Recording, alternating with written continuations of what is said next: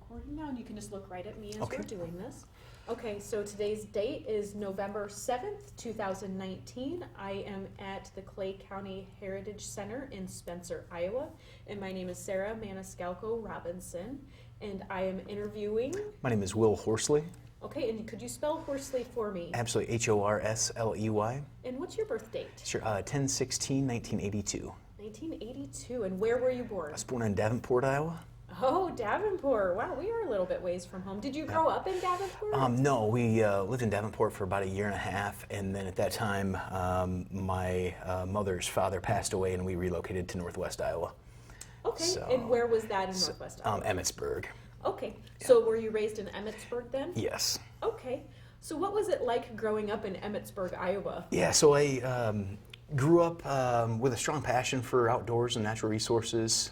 So a lot of our time we were, my brother and I both were outdoors, hunting, trapping, camping, hiking, things like that. So at a young age I appreciated and learned field craft and some of those skills that I think progressed in my childhood towards more of a passion for, especially hunting, but anything outdoors. So yeah, pretty typical growing up out on a farm in an acreage and yeah, enjoying Mother Nature. Mm-hmm. How many siblings did you have? Just one older brother, so he's 3 years older. So, Okay. Where did you go to high school? so I went to high school in Emmetsburg, so Emmetsburg Public High School. Okay. What year did you graduate high school? Graduated in 2001. Okay.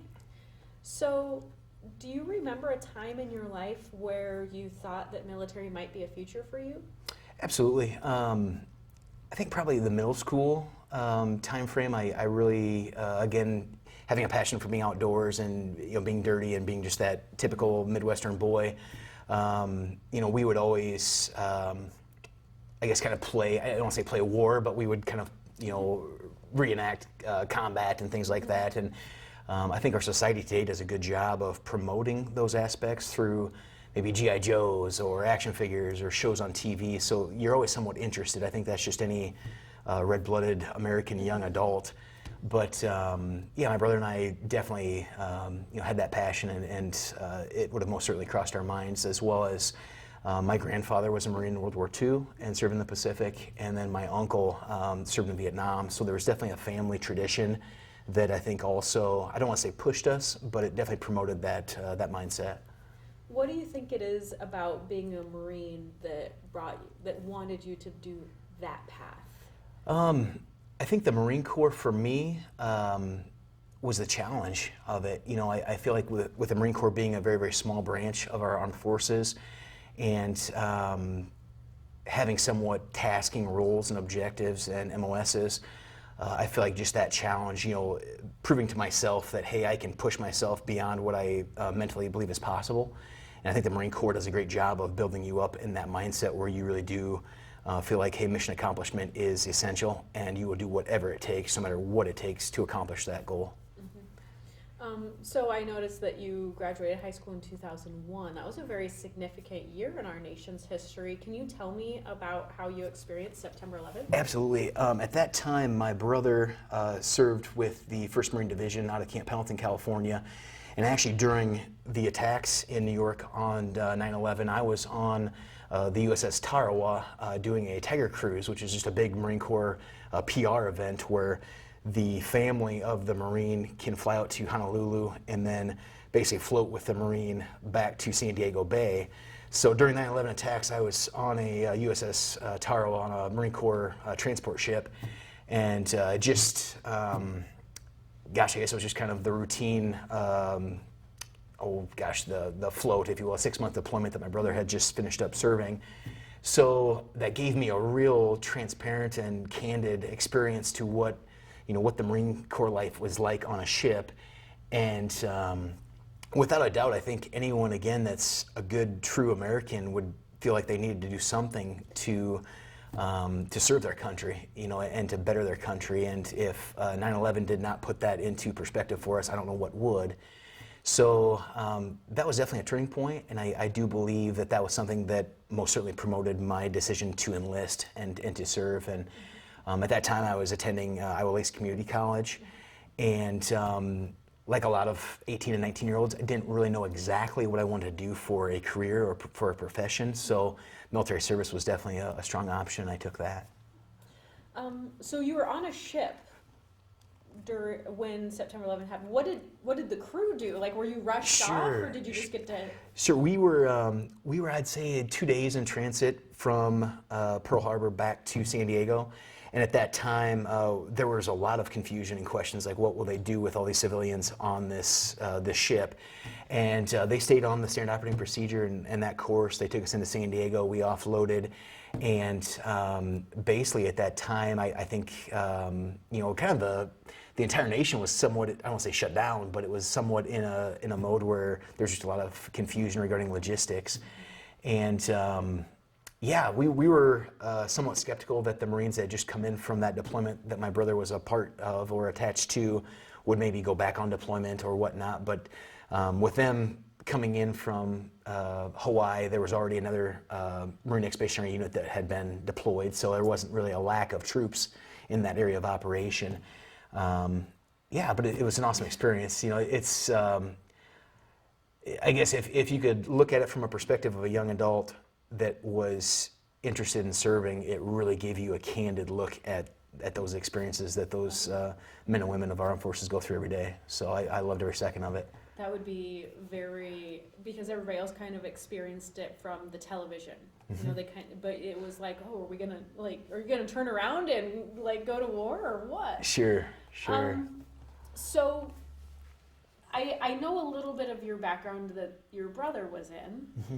Did he have anything to do with maybe having a big brother to look up to, or tell me the story about how your big brother mentored you into enlisting? Sure. So when my brother Jess Horsley enlisted, peacetime, no conflicts, nothing really going on, and during that event of 9/11, they were coming back in from that 6-month deployment, and they did redeploy. I don't know exactly the time frame of when that was, but they did redeploy to Iraq. And at that time, of course, our concentration was more Afghanistan and the Taliban, more so than the Al-Qaeda and some of the current affairs of Iraq. But like every young brother, you kind of idolize your older brother. And he was definitely that role for me. I mean, I looked up to Jess and I thought, okay, I want to do what he's doing. And again, growing up in small town Iowa, I think you want to see the world and you want to explore, if you will, like most 18, 19, 20-year-old students would want to do. So, between my brother Jess and then my grandfather and my uncle, it's like, hey, this is definitely, the path that God has put in front of me, and I want to take that. So tell me the story about when you actually signed the paperwork. Yeah. So I went to Sioux City, and that was our nearest Marine Corps recruiting depot, and signed those documents. And at that time, at that time we were at war. The global war on terror had kicked off, so we were in those conflicts. I knew right off the bat the chances of deploying were most certainly going to happen. It's just kind of the nature of it. And I think a lot of my family members, not so much my mom and dad, because they knew that I looked up to Jess and I wanted to serve my country, but I think a lot of my other family members said, hey, what are you doing? There are other options, this and that. But I do remember visiting with Jess, and he said, hey, if you are serious about serving your country in the Marine Corps and doing what Marines do best, now is an outstanding time to get those experiences. So, I signed the papers. Didn't really have any hesitations or anything like that. Again, I knew I wanted to do this, and I knew I was 100% subscribing to the next 4 years of my life being active duty, and then the following 4 being on a reserve status. And I took a lot of pride in it. I guess I'd do it again in a heartbeat. Mm-hmm, mm-hmm. So what job did you end up enlisting with? Sure, I enlisted into a 03 Open, which is an infantry, however, an open MOS in that infantry division. Wanted to be an 11, which is a rifleman, just a standard Marine Corps grunt. And that was one thing where I knew, again, visiting with my brother, and he's like, hey, if you want to be a Marine and do what Marines do, get into the infantry, do this, and you're going to experience that. So I enlisted into an 03 role and didn't really get my assigned MOS until getting through boot camp and then moving on to School of Infantry. But definitely wanted to be a grunt. I wanted to be on the ground. I want to do what Marines do. Without a doubt, I understand that it takes a plethora of MOSs and these roles to make the big wheel turn, but I knew I wanted to have a rifle in my hands and be able to be on the ground. Let's talk a little bit about boot camp, which I'm sure was an experience Sure. in and of itself. Where did you Sure. go? I went to MCRD in San Diego, which it's a Marine Corps recruiting depot, and it's basically the Mississippi River divides the nation regarding recruits. So, living in Iowa, of course, we'd fall on the western side of the Mississippi River. So everything west of the Mississippi would go out to MCRD San Diego for training, and then everything, of course, east would go to Parris Island.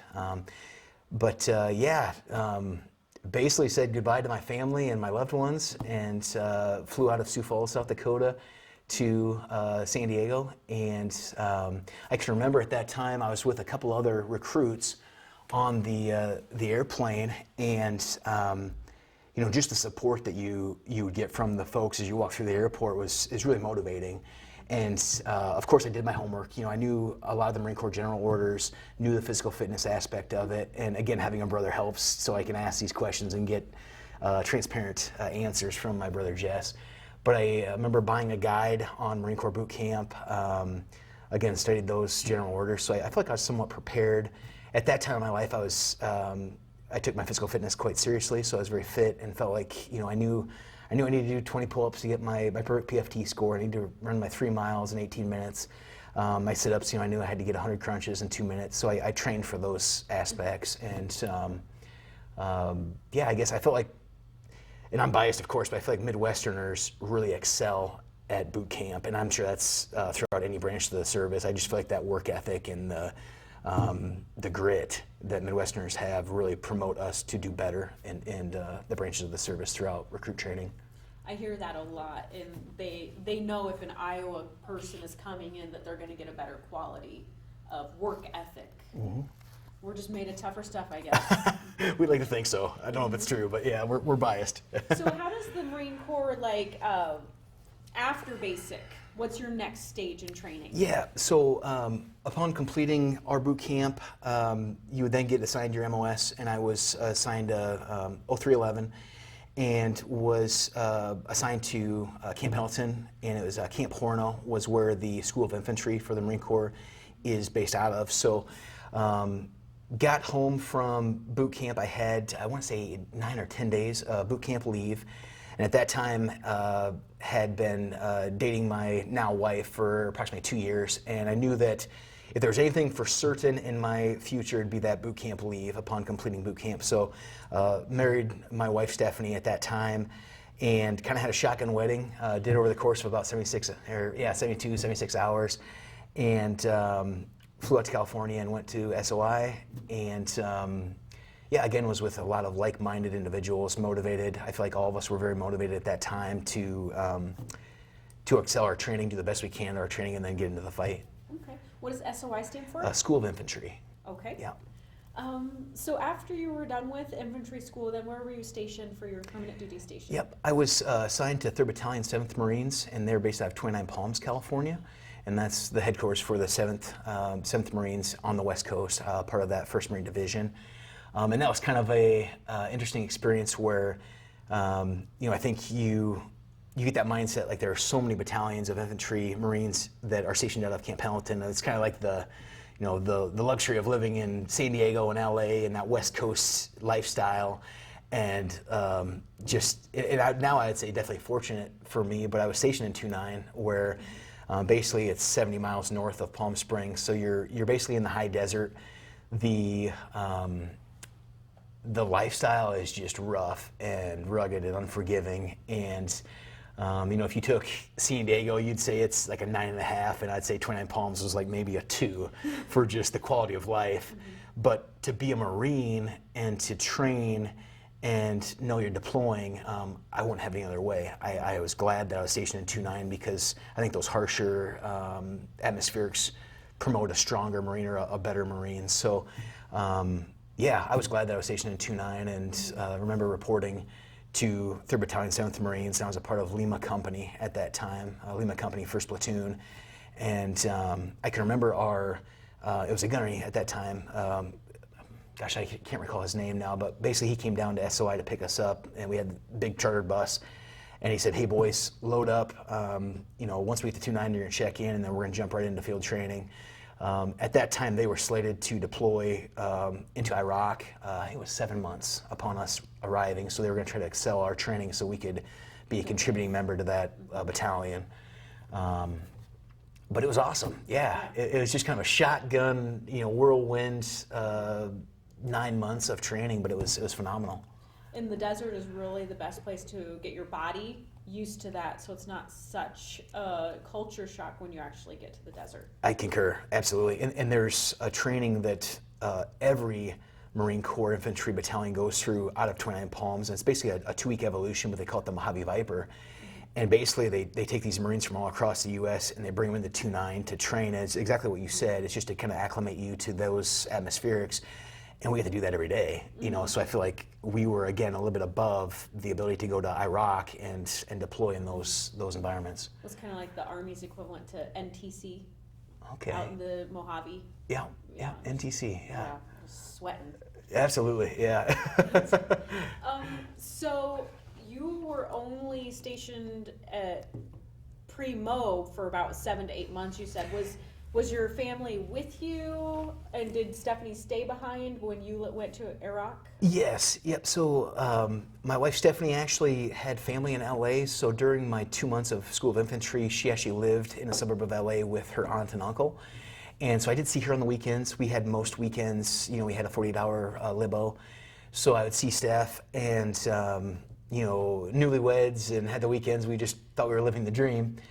And at that time when we were assigned to 29 Palms, California, we went up there, and I was very, very glad that Steph and I were married. Gave us the option to live off base, and I feel like that was very therapeutic for me to be able to, train hard all day, but once you're done, go off base and order pizza and, just enjoy kind of the civilian lifestyle. So it was the best of both worlds for me. But yeah, we rented a home in 29 Palms and lived a couple miles off base. So it was awesome. It was a good time. So tell me the story about when you actually went downrange. What led up to that, and what kind of things did you do to prepare? Sure. So we kind of got thrown into that workup cycle right away when we reported to 29 Palms. We did a couple different urban warfare training evolutions at a couple Air Force bases that were kind of abandoned urban areas that the Air Force no longer required.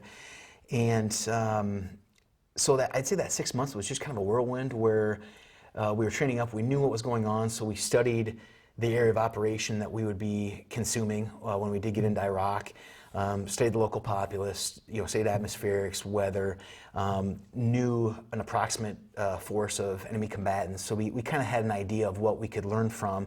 And then we also would study after action reports from the troops that were currently operating in those areas. So we knew, what the SOPs were for not only our troops that we'd be replacing and ripping out of that area, but also the enemy forces that did occupy that area. So it was awesome. It wasn't, physically and shooting wise, without a doubt we were in the field and we were running and gunning, but I think a lot of it was mentally training and studying, what we need to get into. And I think, again, I'm biased, but I think the Marine Corps does an outstanding job of mentally training you to see and to experience all those things. And I can honestly tell you that there was never an experience that we encountered in country downrange that we didn't train for at some point when we were in garrison.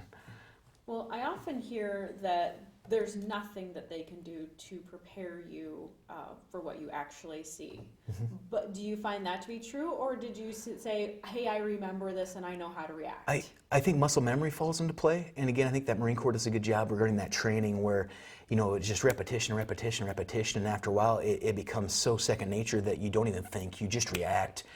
And then falling back to my childhood, growing up outdoors, hunting, trapping, fishing, I killed my first deer when I was 11 years old, and of course my father said, hey, you're going to gut this animal, you're going to clean this animal. So I was exposed to more of the mortality and what to expect on those regards. So I don't feel like psychologically that really affected me. Mm-hmm. As well as the Marine Corps does a great job of, I don't want to say desensitizing, but in a way it is. It's not a brainwash, but they psychologically train you to experience these things, and a lot of the training leading up to that is based on that. So you know that when you get in country, you're going to experience these things, and you're going to pull the trigger, and there are going to be consequences for what your actions consist of. So I don't feel like there was anything. I remember, some of our first engagements, some of our first combat, some of those actions, and I don't feel like I ever really hesitated for a split second. Mm-hmm. So I felt like that was not only my job at the time, but it was something that I knew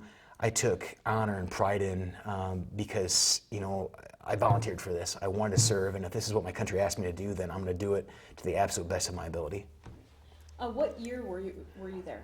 Yeah, so we deployed to AR Ramadi, Iraq in the fall of '05.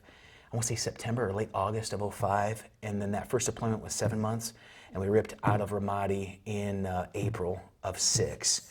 And then we got back, and at that time, I want to say we had probably 9 or 10 months, and then redeployed and pretty much went back to that same area of operations. And we were very blessed for that, where we knew the infrastructure and the areas and some of the people and some of the names of the key leaders in that area.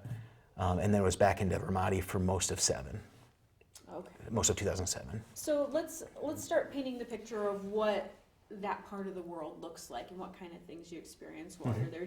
Did you have a first impression? Again, growing up in the Midwest, I never really had been exposed to poverty in those third world countries and things like that. So I think what I expected and what I had read and trained and received classes on, I felt like it was exactly what we encountered. The one thing I remember the most was just the stench of Ramadi, Iraq. And it's funny how that sense of smell really reminds you of things. And still to this day, you might catch an odor of something burning and you say, oh, that reminds me of End Road in Ramadi, Iraq. Or, it's funny how that you recall those events and it kind of brings you back to that. But I would say the odor of the country, and it really is, it's I feel like Ramadi was just, it always had that burning smell.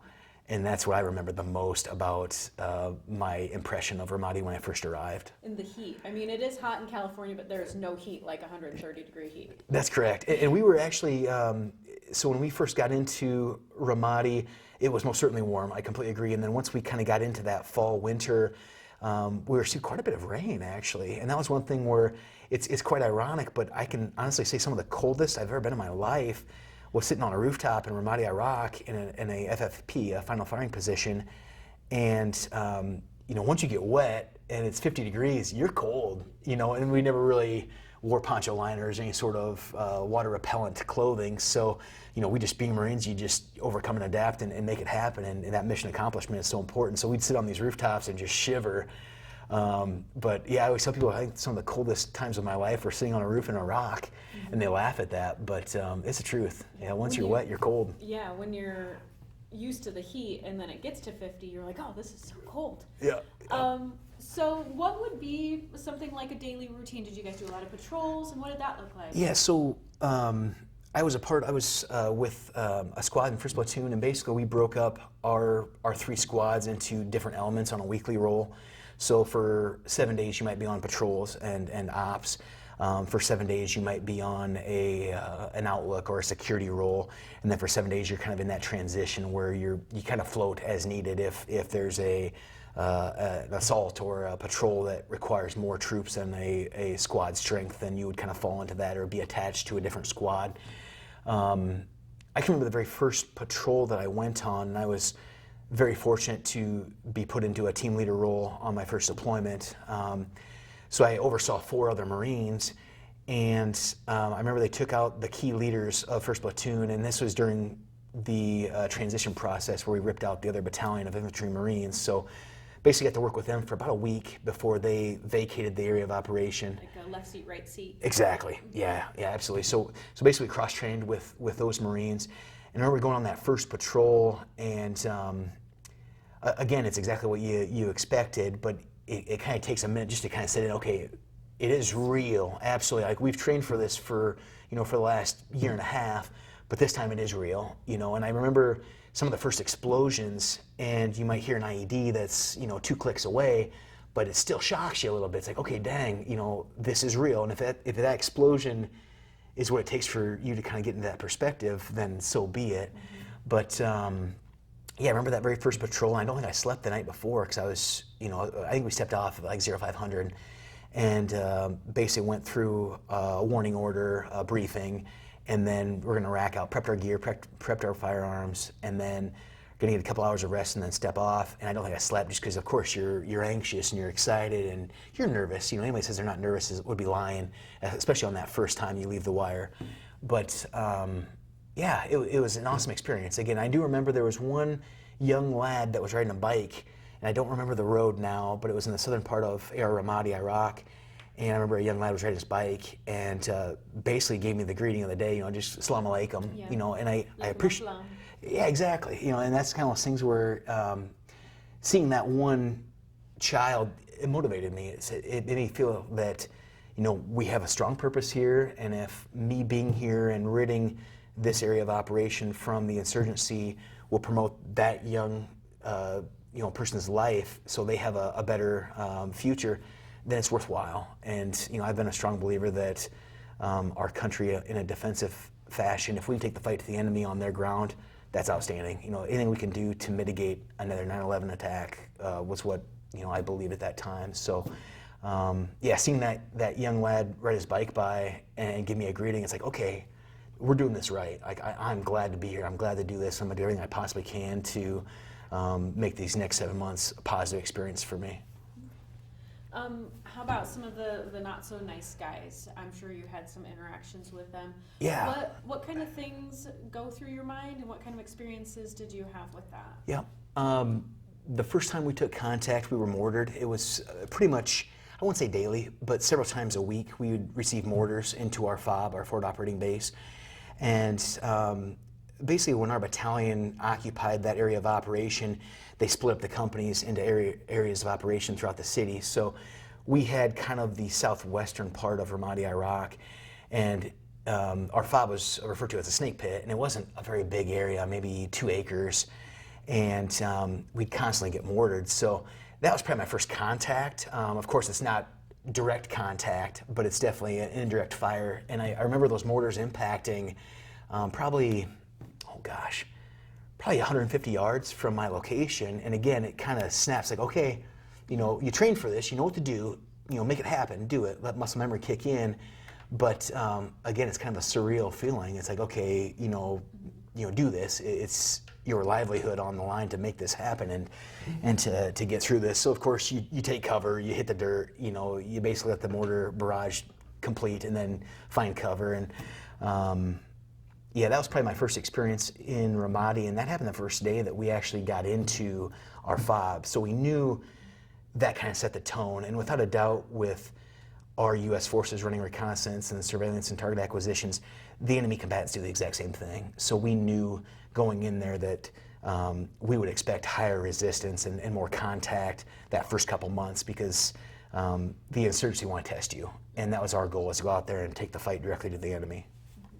Now, were you mainly foot patrol, or did you have Humvee convoys as well? We inserted via 7 tons. We did some insertions and extractions with high-back Humvees, but most of the time we'd use a 7-ton vehicle, and that was basically because we tried to go in at least a squad force and sometimes in a platoon strike. So in that 7-ton, we could typically fit 15 to 20 Marines with all of our gear. Okay. Now, during this time in Iraq, did they have a lot of IED situations, and can you tell me about that? Yeah, the IEDs were our biggest concern. There was no doubt in our mind that we could definitely overpower and address any contact we might have regarding small arms fire through just basic training and squad maneuvers. But the IEDs were definitely always on our minds, and that's something where we would go out and.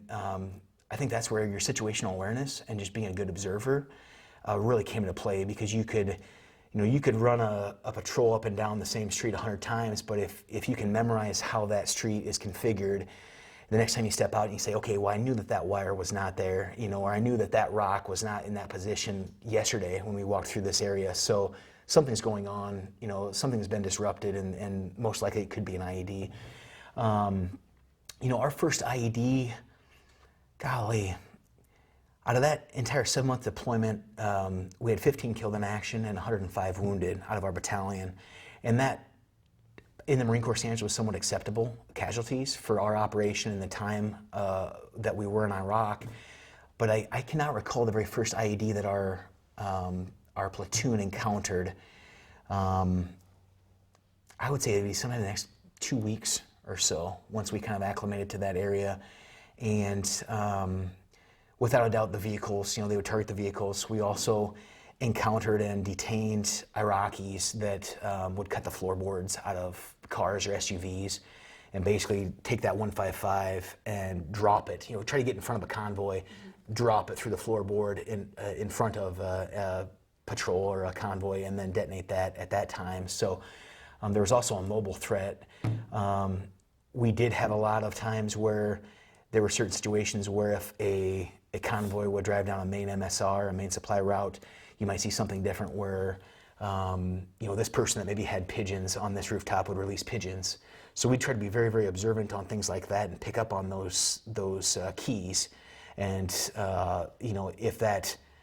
if we would recognize a IED attack upon the release of those pigeons, we knew that they were working in cahoots with the enemy combatants at that time. So the IEDs were definitely a threat, and most of the time what we encountered were 155s that were just hardwired, whether it be to a cell phone or to a pressure plate or something like that. And that was definitely what occupied most of our concerns regarding our casualties and our wounded.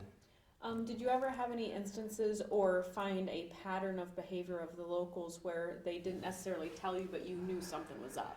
Absolutely. When we would be on foot patrol, and I've always said, we always kind of laughed where a weapons company would roll out in a platoon strike in Humvees, and they'd always give us a hard time, like, oh, you guys are gonna go, you're gonna go hump 10 miles today throughout the city. That's gotta suck for you.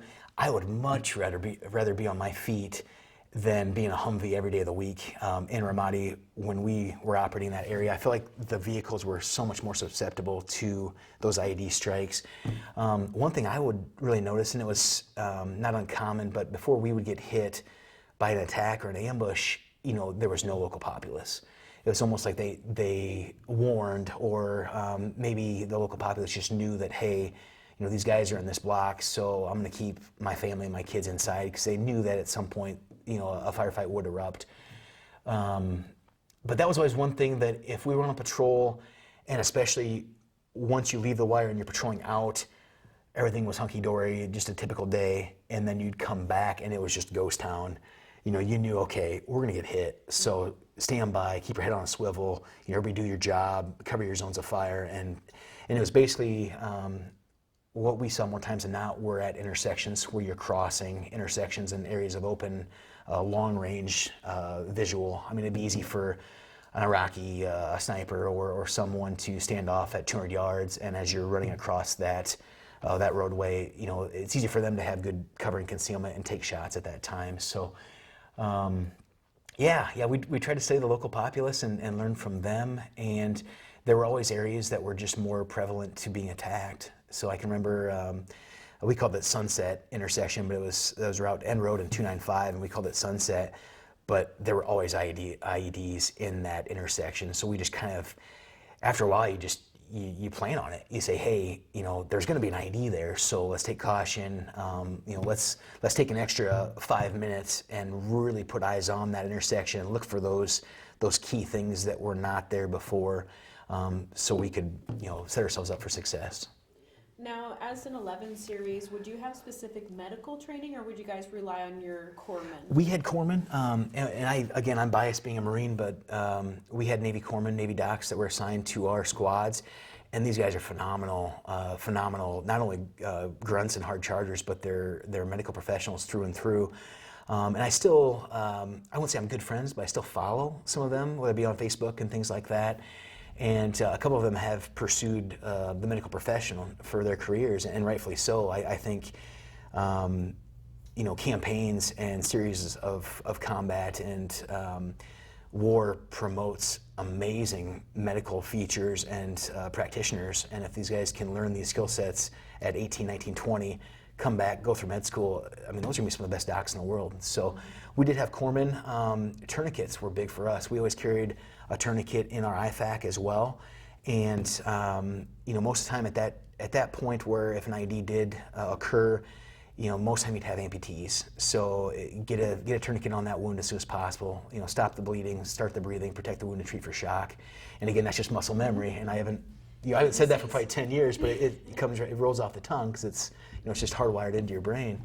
But so we did a lot with tourniquets. That was kind of our first role to stop the bleeding. We also utilized quick clot, which was, I'm sure you've seen that, but a powder substance that would cauterize that wound. And I think after a while they actually took quick clot kind of out of the SOPs because it was somewhat long-term wise problematic for those amputees. But if you can at least live to get off the battlefield, hey, that's not a bad deal. Mm-hmm. So. Did you have any instances where you got to help out one of your buddies in one of those situations, and how did that happen, and what happened that day? Yeah. So I was in an IED attack in, I want to say it was late September, early October of '05, and we were inserting into an area of operation. It was a nighttime insertion, and we're basically blown up. And the 7-ton that we were in had rolled over an embankment or rolled into a ditch. And thank God it did not roll completely over, but it did tip over, and it threw the 12 of us in the back of that 7-ton out. And I was banged up a little bit. We had a few other people that were banged up. But at that time, shortly after we took enemy fire, which was very, very common, they'd initiate the attack with an IED and then from ambush positions fire upon you with small arms fire. So doing what Marines do, you set up a cordon, you get solid security, you get you basically get a casualty collection point, and then you extract your wounded out of the battlefield. And my injuries were significant enough where I was one of those that was extracted from that area. I damaged a ligament in my right knee, also my left ankle, and I was no longer a valid or a contributing member to that assault. So of course they want to get you off the battlefield because then you're baggage. But it was one of those things where, again, it's kind of like, hey, deploying into that area of operation and being Marines and training the way we trained, we knew this was going to happen. So it's like, hey, keep your head. This is nothing you can't get through. Hundreds of thousands of Marines have done this before you, and hundreds of thousands more will do it after you. So keep your composure and make it happen and get through this. So we did, and our corpsman at that time did a really nice job of addressing all of our injuries. We utilized a Humvee highback to extract from that area where that ambush took place. And then actually as we were extracting from that intersection back to Camp Ramadi, which was an Army base at that time where our med center was located, we were struck again with another IED. So just kind of, insult to injury, if you will. But luckily, didn't demobilize any vehicles. We were able to blow through that attack and got back to Camp Ramadi. And it was okay. I think what scared me the most, of course, my legs hurt me like the dickens. But when we impacted my M4, the magazine well of my M4 had hit me right square in the chest, and it just, of course, knocked the wind out of me. I remember laying with my head in the sand. I, of course, couldn't breathe, and I was bleeding, and I thought, okay, this could be it. But being an optimistic type of guy, and being a Marine, again, it's what Marines do. So I wasn't too worried, I guess. I knew we could get through that. But so we basically took our squad, and myself and 4 others were hurt. Not bad. I mean, it wasn't a bad injury. It's not like we lost limbs or anything like that, but we were out of the fight at that time, and it took me about 4 weeks to kind of regain my ability. Did you stay at Camp Ramadi during that time? I stayed at Camp Ramadi for, I'd say 5 days, and basically just got back to being squared away. And then from Camp Ramadi, they inserted me back to the Snake Pit, to our forward operating base, and I worked as a kind of a light duty role for about 30 days while I was able to physically get back into a combat effective role. So, and that killed me. It killed me. Yeah, but you're chomping at the bit. Absolutely, yeah. It's one of those things. And we had a couple other attacks that, no fatalities, thank God, but we had a couple other attacks that took some wounded and some significant wounded between the time when I was injured myself and then back on operational status. So it's hard to watch these Marines leave the wire and then come back, down one Marine or down two Marines because they were injured. And it's like, oh gosh, at that point it truly is a brotherhood, and you feel like you're letting those other Marines down. So it again promoted me to physically get myself well and healthy, and then again get back in the fight. Because if you were there, you could have saved the whole world. Right? So that's our mindset. That's all our mindsets. Yeah. But it's you build those bonds. And I've always said that misery and the most worst experiences in the world build these inseparable bonds, and especially in the Marine Corps, I feel like Marines do really well and excel in really rough situations. So that's something that traditionally the Marine Corps has always really taken pride in, whether that be Iwo Jima or Guadalcanal or Hue City in Vietnam. And I think Marines there's a lot of tradition and pride based off of those combat events. Weren't the Marines at the Battle of the Chosin Reservoir also in Korea? That's correct. Yeah, the Frozen Chosen. Yes. Yep. So that was something where, again, you endure. You take this 19-year-old Marine and you put them in the worst, harshest conditions in the world, and they push through. So. Now you had two different tours. Could you tell a difference between the two during those two different years? Absolutely. And so upon returning back to getting stateside after my first deployment. At that time, our battalion scout sniper teams were running an in-doc. And again, being a young hunter, having marksmanship skills before I enlisted in the Marine Corps, I always told myself that was kind of my goal, was to try to, I took a lot of pride in being a grunt and being an 03, but I thought, gosh, if I can, further my training and do more, I want to do that. So went to that scout sniper in-doc and was selected to join the 3rd Battalion, 7th Marine Scout Sniper Team. And so basically in the course of that 9 months to 12 months was able to get into a Scout Sniper platoon, and then was put on kind of a fast track to go to Scout Sniper basic course. So I was able to get through Scout Sniper school, and then that second deployment I was still in 03, however a different role. At that time I was part of a Scout Sniper team where we did more surveillance, reconnaissance, and selected target acquisitions. Without a doubt, going back to that same area of operation, we had an advantage. We knew what to expect. We knew the names of the key leaders in those insurgency cells and things like that. Our area of operation was larger on the second deployment in 2007, and we ran a couple aerial assaults. It was basically known as the Aero Scout operations. I know there have been documentaries and some articles worked up on the Aero Scouts. But it was the second deployment into Iraq. I feel like the mission was maybe a little bit more of not so much a kinetic.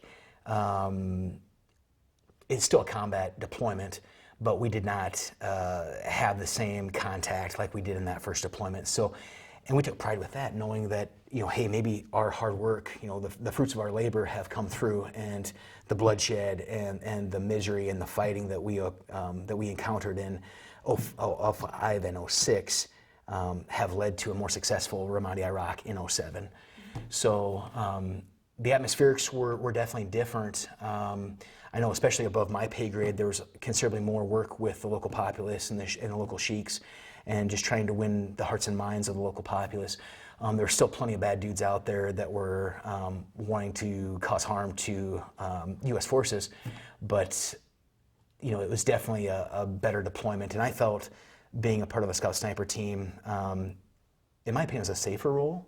If we did our job right and we applied the training that we've been so hard or trained so thoroughly with, we should be covert. We should be able to address those targets from long distances, and then be able to get away without any sort of complications or being overt. So, it was awesome. It was a good deployment.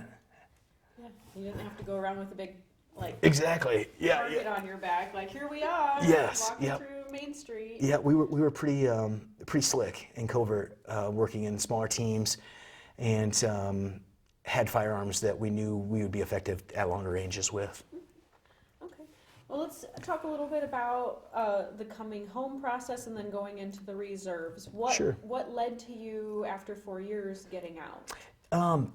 So I was big on family. I guess I've been very fortunate to grow up in a family that, just the value of that is so uplifting and so important. And I knew, not that it's impossible, but I knew that being a good father and a good husband and a good Marine would take a lot of work and be very, very tasking, especially during that time frame where the deployment cycles were so rapid. And I know a lot of Marines that were able to accomplish that. However, I just never really put forth that effort to re-enlist, knowing that I'd be away from my wife and away from my future family at that time for long periods of time. And so that was kind of my priority and my objective at that time was, hey, let's get out of the Marine Corps. I knew I wanted to get back to Iowa. And at that time, I had a taste of my current profession of being a wildlife professional and a conservationist. So that was my goal, to get out of the Marine Corps, utilize the Marine Corps College Fund and the GI Bill to complete my bachelor's degree and pursue a career in natural resources and wildlife and fisheries science. Okay, so why did you do your reserve time then? Yeah, so that was actually when I enlisted in '04, that was part of that enlistment. So, and my reserve service was very minute. So basically I was a full-time student at that time and basically checked in to, to that unit. And that was pretty much all I really did. So, of course, you keep a mental sharpness and physically fit, of course. But, reserves are extremely important and essential to our defense and our operations as a military. However, my active role as a reservist was not much. So, So you didn't get deployed or anything during that no, I time, didn't. just drill weekends?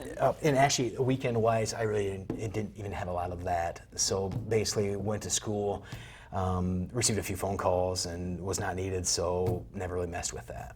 So looking back now, retrospect, now that you're out, what do you think a good life lesson that you learned from being in the Marine Corps? What did they teach you? Sure. I think the biggest things that I retained from my service would be leadership skills and those traits. Judgment, justice, decisiveness, integrity, tact, bearing, unselfishness. I think those are all things that any young adult can utilize in their civilian lifestyle. And I would definitely press any young adult to consider military service, where you're going to see the world, you're going to learn work ethic, and you're going to learn that the world does not rotate around you.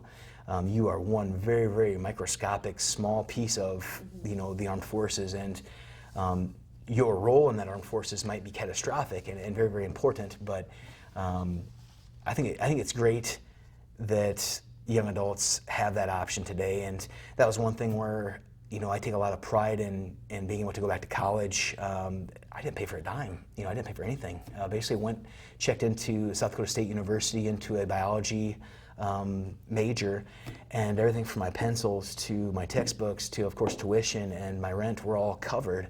So it was something that not only fiscally set me up for success for my long-term goals, but it was just an amazing experience. So I wouldn't trade it for anything in the world. And without a doubt, there were definitely some days and nights I would not want to relive. But again, I try to consider myself quite optimistic, and I've always said you learn the biggest lessons in life from the negative aspects and the negative experiences. So you make the best of everything, and you move forward, and you're a better person for it. Now that you look back on your career, was there ever a day or a moment that kind of defines the day that stands out in your mind, maybe a promotion or something that happened that you're like, okay, this is it, I think graduating Marine Corps Scout Sniper Basic Course was probably that role for me. There were times in that training that I was very close to being dropped. Just the skill set to excel in that role is very tasking. And one thing that motivated me is I have a couple of my best friends, and they're my best friends today, but they really excelled at that. The one graduated as the top marksman for that class, and everyone was their honor grad. So I was able to kind of use them as mental motivation. And it's like, hey, if these guys can push through this thing and do the best, out of this class, you start with 30 people, and usually at least 50 to 60% are dropped from that course. So if these guys can be the top 1 and 2 out of 30 people, there's no reason that I can't be at least in the top 15. So that kind of motivated me, but I think graduating Scout Sniper School, and my folks were able to fly down, as well as my wife Stephanie was able to fly down and see that graduation, and that's always been a goal of mine. Ever since I was a young kid and started hunting, I feel like you always pride yourself with your shooting ability and your marksmanship ability, and without a doubt, that's an essential part of being a Scout Sniper. But there's so many more components to that. Shooting, I would say, is 10% of that MOS or of that role. So.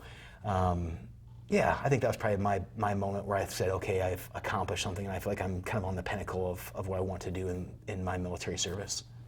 What was your highest rank? I got out of active duty as a sergeant, and I did pick up staff when I was on the reserve role, but I wasn't active duty, and I didn't. Is that an E6 then? So E5 would be the sergeant, E6 would be the staff, yes. Okay. We already talked about that one.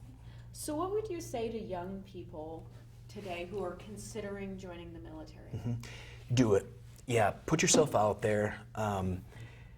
Step out of your comfort zone and test yourself.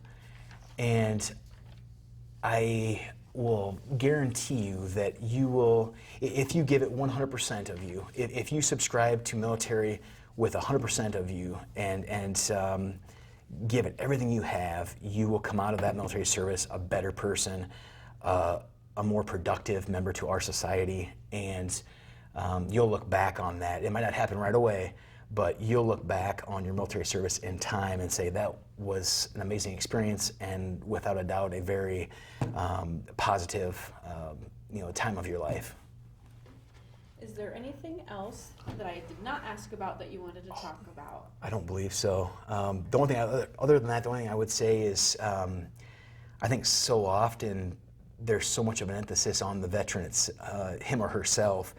And I think one thing that goes not unnoticed, but one thing that's really important to bring up is the family members. I think a lot of times, especially if you have a spouse or children or loved ones at home, the stress and the psychological effects that it might have on a loved one at home. So I never really considered us. Yes, we were in danger, but you don't really think about it because you've been trained mentally and physically to address these issues. But I think one thing that goes so often overlooked is the loved ones at home and their complications and psychological effects that it might have on your loved ones. So I would say, if you choose to, thank that veteran, but thank his or her family members for their service as well, because it's one thing to ruck up and go patrol a street or a clique in Ramadi, Iraq, but it's another thing to be at home and say, hey, what's my husband doing, and is he in danger, and go those sleepless nights worrying. And that's one thing that I think the family members of those veterans maybe don't get the appreciation that they should.